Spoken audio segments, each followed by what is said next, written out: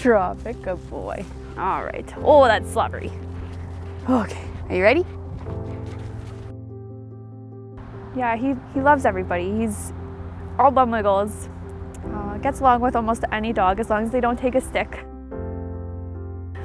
Hi, my name is Kirsten. I was in the Pet Safekeeping Program in 2018.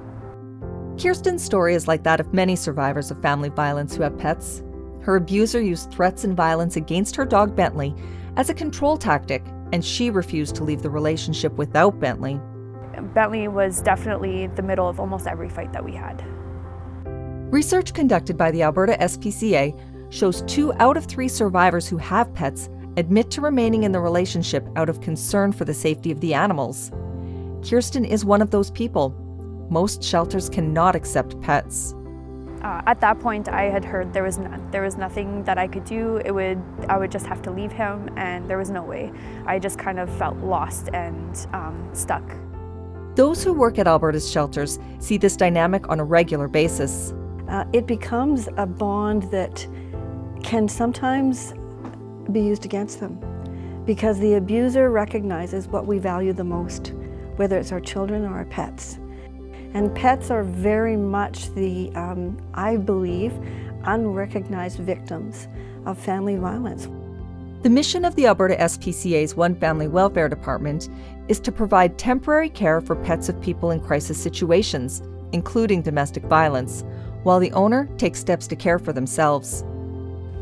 They're all I had. That's it.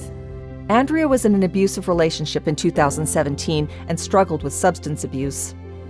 And the fights were bad, very bad, to the point that I got hurt. If anything ever did happen to them because of that, I wouldn't be able to forgive myself. I know that.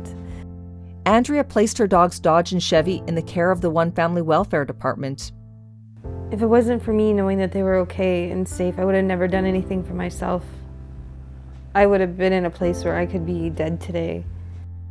Family violence survivors are referred to the Alberta Spca's One Family Welfare Department by one of Alberta's women's shelters or other social agencies. The department also accepts self-referrals, ensuring our services are available to as many Albertans as possible, regardless of their circumstances. Those who work with domestic violence survivors say the program fills a critical gap. To the best of my knowledge, there's no other program in the province that even comes close to the Pet Safekeeping Program with the Spca. Often a reason why a family won't leave an abusive situation is because they have nowhere to put their pets, and pets are part of the family. Once accepted into the program, pets receive a checkup from a veterinarian, vaccinations, and any other required care. This is mandatory to be accepted into the program. Unfortunately, with the situations that these clients face, a lot of them can't afford regular vet care, or they just don't have access to regular vet care because of the circumstances they're living with. We want to make sure that the animals that are in homes are well taken care of, and programs like this offer help for those people who can't maybe do it themselves. The core value of the One Family Welfare Department is pets are family too. We know when people suffer, so do their animals. For many survivors, their animals are also their support group, their counselor. For many, many women, that pet becomes a source of comfort that they don't get from anybody else. That pet is often their confidant, their safety factor. They know that they can tell that pet anything, and they're not going to get beaten up for it because that pet's not going to gossip. She has her. Yeah. Yeah, you're being filmed. Her and I have traveled a really hard road. Like when I was with him and he would get mad and that, she would always be sneaking up and cuddling with me.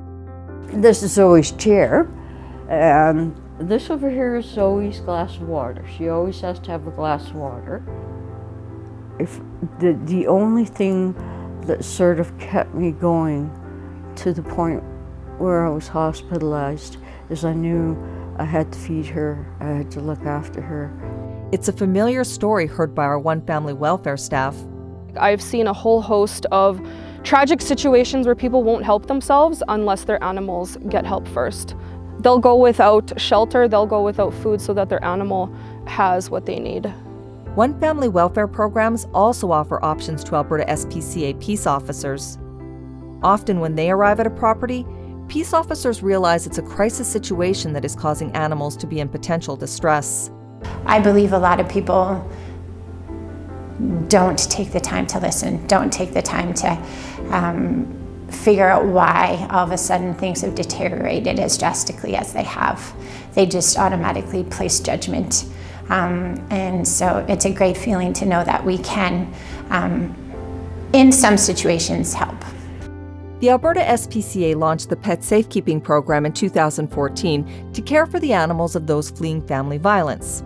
The program was expanded in 2019 to become the One Family Welfare Department, so we could help anyone dealing with an unexpected crisis. I've also seen on multiple occasions how the elderly will miss medical appointments. They won't go for emergency surgeries because they have no one to take care of their pet. I've seen people stay in homeless situations because they don't want to abandon their animal. Our resources and referral services are available to everyone, regardless of whether their pets are taken into foster care. This includes offering advice and sharing resources with social workers, veterinarians, teachers, and outreach workers. And while many people only require verbal help, others need direct assistance with their animals. Over a 5-year period, the program has helped 469 clients and taken in 850 animals. Alexis and her 3 pets among them. And he knew the way to hurt me was to go to them.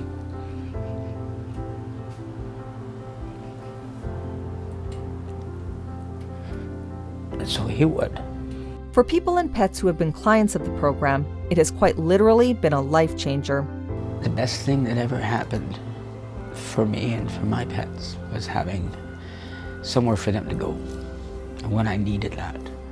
Knowing that there's an organization like the Pet Safekeeping Program that will look after your animals and keep them for you, and it's like being given a brick of gold. If this program didn't exist, we would have victims who were not leaving their abusive relationship, possibly placing themselves and their children and maybe the pets at risk of being seriously hurt. Before the Pet Safekeeping Program, I can tell you what was a common feeling: guilt. So much guilt if they couldn't take their pet with them. And I'm just so grateful that, that's something that we can give to people, that they don't have to live with the guilt of having left their pet behind because they needed to put the safety of themselves or them and their children first. I've seen firsthand how individuals have gone from living under a tarp outside to actually having their own home just through the help that we've provided them through this program. For Kirsten, allowing Bentley to go into foster care was difficult but necessary. As soon as I found out about it, it was like game on. I grabbed all my stuff, packed everything right away, and as soon as Bentley went, we went. They were definitely the reason why we have our new life now.